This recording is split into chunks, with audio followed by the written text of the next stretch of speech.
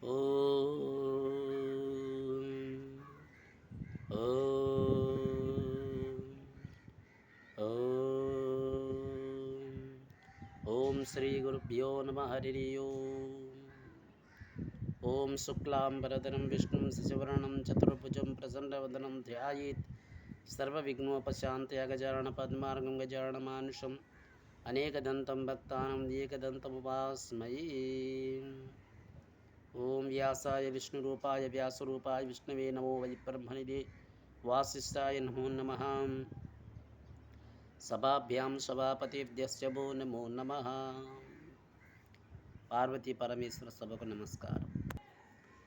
ఈరోజు బ్రహ్మాండ పురాణం అంతర్గతంగా శ్రీ లలితాదేవి ఆవిర్భావం గురించి తెలుసుకుందాం. శ్రీ లలితా దేవతలు దర్శించుట. ఇంద్రాది దేవతలు చేసిన మహాయాగంలో లలితాదేవి ఆవిర్భవించున్న విషయం అక్కడ లేని బ్రహ్మాది దేవతలందరికీ తెలిసింది. శరవేగంతో వారంతా దివ్యశక్తిని దర్శించాలని బయలుదేరి వచ్చారు. హంసవాహనం మీద బ్రహ్మదేవుడు, గరుత్మంతుడు ఎక్కి నారాయణుడు, వృషభవాహనం మీద శివుడు వచ్చారు.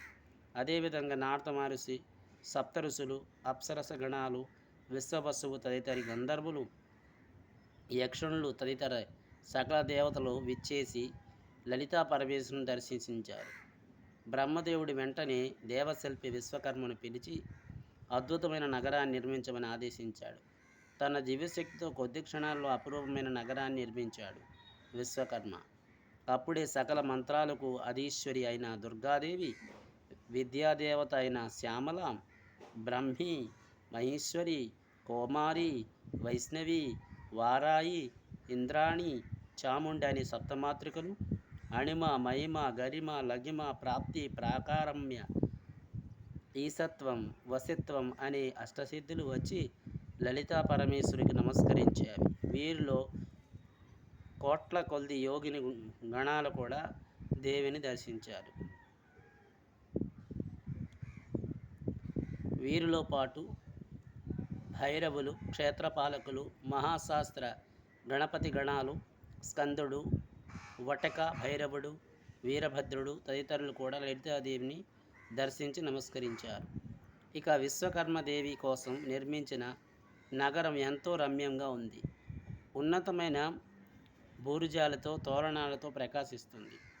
అక్కడ రాజవీధులు చాలా విశాలంగా ఉన్నాయి.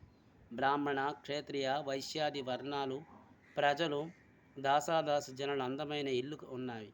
ఆ నగరం నవరత్నమైన దివ్య ప్రాకారాలతో నెలకొల్పి ఉంది. ఆ ప్రాకారాల మధ్యలో దివ్యమైన చింతామణి గృహం, ఆ గృహంలో అద్భుతమైన సింహాసనం ఏర్పాటు చేయబడింది. కామేశ్వరుడు ఆవిర్భావం. ఉదయించిన సూర్యులా ప్రకాశిస్తున్న ఆ దివ్య నగరాన్ని చూసి బ్రహ్మ ఇలా ఆలోచించాడు: ఈ దివ్యమైన సింహాసనం అధిష్ఠించాలంటే స్త్రీ కానీ పురుషుడు కానీ వివాహమై ఉండాలి. రాజాధికారాన్ని పొందాలంటే మహాపురుషుడు లక్షణంతో అనుకూలమైన స్త్రీని కలిగి ఉన్న వాడికి అర్హత ఉంది. ఈ లలితాదేవి ఉత్తమ స్త్రీ లక్షణాలతో శృంగార సాధదేవతలా ఉంది. ఈమెకి సరైన వరుడు శంకరుడు తప్ప మరెవరు లేరు.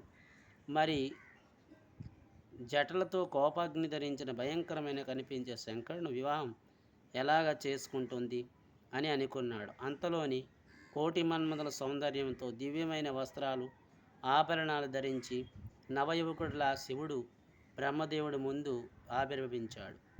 జగన్మోహన ఆకారంతో తన ముందు నిలిచిన శంకరుని చూసి బ్రహ్మ ఎంత ఆనందించాడు. వెంటనే ఆయన్ని కౌగిలించుకొని కామేశ్వరుడు అనే పేరు పెట్టాడు. ఇక అతడు లలితాపరా భట్టాలకు తగిన వరుడని నిర్ణయించాడు. జగన్మోహనంగా దివ్య సౌందర్యంతో అలలాడుతున్న లలితా త్రిపుర సుందరి కామేశ్వరుడు చూశాడు. ఆమె కూడా నవయవ్వనంతో షోడశ వర్ణ బ్రహ్మ ప్రపూర్ణమైన కామేశ్వరుని దర్శించింది. ఇద్దరు కళ్ళు కలుసుకున్నాయి. ఇంకొకరిని ఇష్టపడ్డారు. ఇది గమనించిన బ్రహ్మదేవునితో ఒకరినొకరికి ఇష్టపడ్డారు.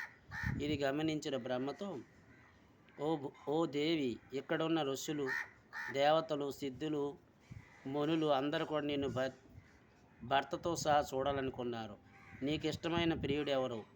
ఆ ధన్య పురుషుడు ఎక్కడున్నాడో? లోక సంరక్షణ కోసం నీవు వివాహం చేసుకొని విశ్వకర్మ నిర్మించిన దివ్య నగరానికి రాణివగుగాక.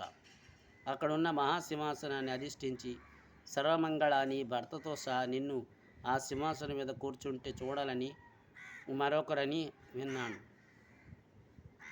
అని అన్నాడు. బ్రహ్మ మాటలు విని లలితాదేవి చిరునవ్వుతూ చిందిస్తూ వారందరితో, దేవతలారా, నేను ఎప్పుడూ స్వతంత్రురాలే, స్వచ్ఛంగా విహరిస్తాను.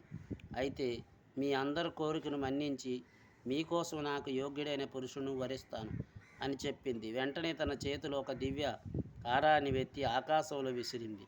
దివ్యకాంతులు వెదజల్లుతున్న ఆహారమును పైనుంచి సరాసరి వచ్చి కామేశ్వరుడు కంఠాన్ని అలంకరించింది. ఆ దృశ్యాన్ని చూసి బ్రహ్మ, విష్ణు తదితర దేవతలందరూ ఎంతో సంతోషించారు. ఆకాశం నుంచి పూల వాన కురిపించింది. శ్రీ లలితా పరమేశ్వర వివాహం. దేవి విసిరిన హారం కామేశ్వరుని మెడలో పడడంతో బ్రహ్మదేవుడు సంతోషించిన మహావిష్ణువుతో, ఓ శ్రీహరి, మనం వీరిద్దరికి వివాహం జరిపించాలి. మంగళకరమైన రూపంలో ఉన్న లలితాదేవికి నీవు సోదరుడు లాంటివాడు కనుకనే నీవు లలితాదేవిని కామేశ్వరునికి ఇచ్చి వివాహం జరిపించు. అందుకు అంగీకరించిన విష్ణు విధి విధానముగా లలితాదేవిని కామేశ్వరునికి ఇచ్చి ఘనంగా వివాహం జరిపించాడు.